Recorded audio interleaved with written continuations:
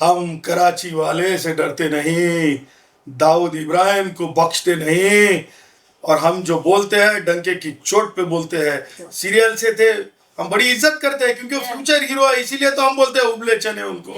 वो सारे 17, वो सारे 17 एक बराबर है।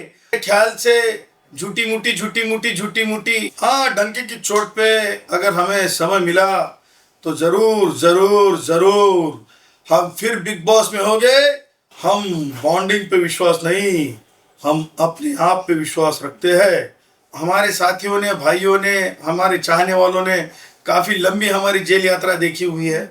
नहीं, हम स्क्रिप्ट के ऊपर विश्वास नहीं करते। इसीलिए तो मैंने सलमान से एंट्री के समय कहा था कि सलमान, रियलिटी शो में रीटेक नहीं होता है और गुणरत्न सदावर्ते सबसे ऊपर है। Okay, first of all sir, welcome to our channel. Bigg Boss 18 में आपको काफी ज्यादा पसंद किया गया, जिस तरीके से आपने स्टैंड लिया जेल में जाने से। हालांकि आप बाहर आ गए, ऑडियंस कहीं ना कहीं आप पूरे घर को एंटरटेन कर रहे थे, और स्पेशली अगर मीडिया टीम को बोला जाए तो एंटरटेनमेंट के तड़के आप ही लगा रहे थे। तो फर्स्ट ऑफ ऑल क्या कुछ कहना चाहेंगे ऑडियंस को कि आप घर से बाहर आ गए हैं? हमारे प्यारे प्यारे व्यूअर्स को, ऑडियंस को, समर्थकों को, साथियों को, भाइयों को, बहनों को, विश्व भर में जो हमें चाहते हैं उन्हें हम यही कहेंगे। वो एक गाना था, चलो बुलावा आया है, हमें भी बुलावा आया था, कोर्ट ने हमें बुलाया था। जब कोर्ट की पेशी लगती है तो हाजिरी लगानी पड़ती है। तो कोर्ट की पेशी के कारण, यानी हम एक ऐसे माननीय उच्च न्यायालय जो अदालत है वहाँ के मुख्य न्यायमूर्ति जी के सामने भारत के संविधानिक जो संबंधित केस थी, उस केस के सिलसिले में हमें बुलाया था। इसीलिए हमको जो है केस की तारीख पर अपनी बहस करने के लिए, अपनी आर्गूमेंट करने के लिए मुझे और डॉक्टर जयश्री पाटिल को जो है कोर्ट में जाना पड़ा था। इसीलिए हम जो है बिग बॉस से वेरी ऑनर, यानी बहुत इज्जत के साथ कोर्ट की बात की मद्देनज़र हम जो है बिग बॉस से कोर्ट की तरफ रवाना हुए थे। हालांकि अब बाहर आ गए, ऑडियंस कहीं ना कहीं अभी भी नाराज है, तो कोई ऐसा अपकमिंग में प्लान है सर कि बाद में भी हम री एंट्री भी कर सकते हैं?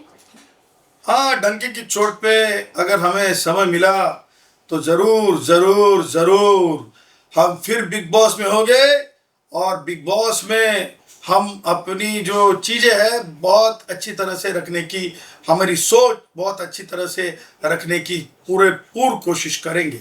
सर, जैसे कि मैंने कहा था, जिस तरीके से आपको एक टास्क की तरह ही मिला था कि जेल में जाने का, बट आपने उसे एक्सेप्ट नहीं किया। बट ऑडियंस अभी तक कहीं ना कहीं कंफ्यूजन में है, क्या कि सर ने अगर एक्सेप्ट कर लिए होते तो एक और हमें चीज़ें देखने को मिलती है कि अगर एज अ लॉयर अगर जेल में जाते तो वहाँ पर क्या कुछ करते वो। इसके पहले तो हमने बड़ी जेल यात्रा की है, तो यात्रा तो हमारे साथियों ने, भाइयों ने, हमारे चाहने वालों ने काफ़ी लंबी हमारी जेल यात्रा देखी हुई है। तो मेरे ख्याल से झूठी मूठी जो वहाँ पे जो शो था, उससे अच्छा जो हमने जो वहाँ पर अपनी बात रखी, जिस तरह से बात रखी, मुझे लगता है वो लोगों ने ज़्यादा पसंद की। वो कुछ ज्यादा ही लोगों ने पसंद किया कि आपने स्टैंड लिया। आपको हर एक सिनारियो को लोगों ने टोटल 24 आवर्स देखा गया लाइव आपको। और मेरा सवाल ये है, इतने सारे कंटेस्टेंट थे बिग बॉस हाउस में, मैं जानना चाहूंगी आपके फेवरेट कौन थे उनमें से? हमारे फेवरेट या जिनसे आपकी बॉन्डिंग बहुत ही अच्छी थी।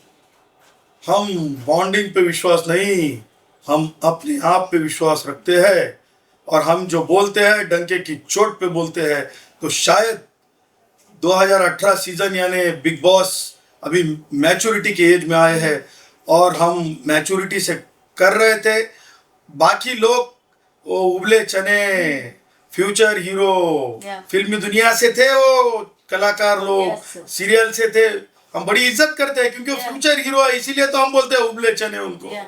तो वो उबले चने अपनी अपनी चटपटी बातें बताने की कोशिश कर रहे थे। कोई अलग अलग क्षेत्र से भी आए थे, लेकिन ये मानते हैं कि हम घमंड से नहीं कहेंगे हमरे बराबरी में कोई नहीं, पर हम डंके की चोट पे ये कहेंगे कि लोगों ने हमें पसंद किया है। हम बाहर आने के बाद पता चला हमको कि लोगों के दिल पे हम छाए हैं। Yes. इसका मतलब हम ये समझते हैं कि जो लोग चाहते हैं, जो भाई चाहते हैं, चाहने वाले चाहते हैं, उससे बड़ा कुछ नहीं होता है। तो लोगों ने जिसे बड़ा समझा, लोगों ने जिसे एक नंबर दिया, लोगों ने कहा हम एक नंबर पे है, तो हम ये समझते हैं कि वहाँ पे हमारे साथ साथ बराबरी के साथ कोई नहीं था।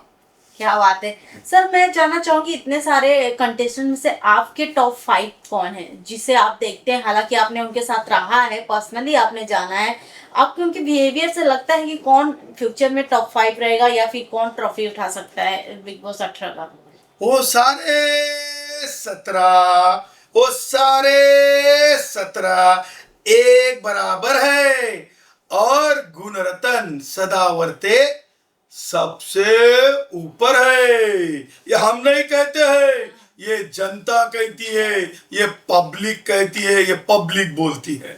कहीं ना कहीं अगर आप घर में बने रहते तो हालांकि टॉप 3, टॉप 2, टॉप 1 में भी आप रहते, बट इन केसेस आप बाहर हो गए हैं, तो मेरा ये है कि आपके अकॉर्डिंग कौन आपके हिसाब से लगता है कि इस बार बिग बॉस में अच्छा गेम प्ले है उसका इस समय? हम कराची वाले से डरते नहीं, दाऊद इब्राहिम को बख्शते नहीं, तो हमसे अच्छा कौन। हम अगर फिर वहां होंगे तो हम बिग बॉस हमारी तरफ ही रखेंगे। क्या बात है। ऐसा कोई गिला शिकवा जो कि बिग बॉस से रह गया अभी तक खेलना हो, अगर आप पहले हफ्ते में खेलती होते तो कुछ था पहले से प्लानिंग सर आपका? नहीं, हम स्क्रिप्ट के ऊपर विश्वास नहीं करते, इसीलिए तो मैंने सलमान से एंट्री के समय कहा था कि सलमान, रियलिटी शो में रीटेक नहीं होता है। हमारे कहने का मतलब ही वो था। Yes, thank you sir. Lastly क्या कुछ कहना चाहेंगे ऑडियंस को आप? यही कहना चाहता हूं कि फिल्मी जगत ने अंडरवर्ल्ड की दुनिया से अपना फासला रखना चाहिए। चीजें बेहतर करने के लिए कलाकारों ने अपने अपने दूसरे कलाकारों के साथ मिठास रखनी चाहिए। खटास, छोटी सी खटास के लिए गलत चीजों के साथ बहते न जाना चाहिए। इसके परिणाम हमें लगता है कि इसके पहले भी कला जगत ने भुगते हैं अंडरवर्ल्ड से, तो अंडरवर्ल्ड से दूरी रखना ही कलाकारों ने बेहतर है। मैं ये समझता हूँ, परेशानी शाहरुख की हो, परेशानी सलमान की हो, परेशानी गोविंदा की हो, परेशानी तो परेशानी होती है, तो इस परेशानी का निपटारा गलत चीजों के साथ जाना नहीं, ये परेशानी का निपटारा आपस में बैर रखना नहीं है। क्या होता है। Thank you so much sir, thank you.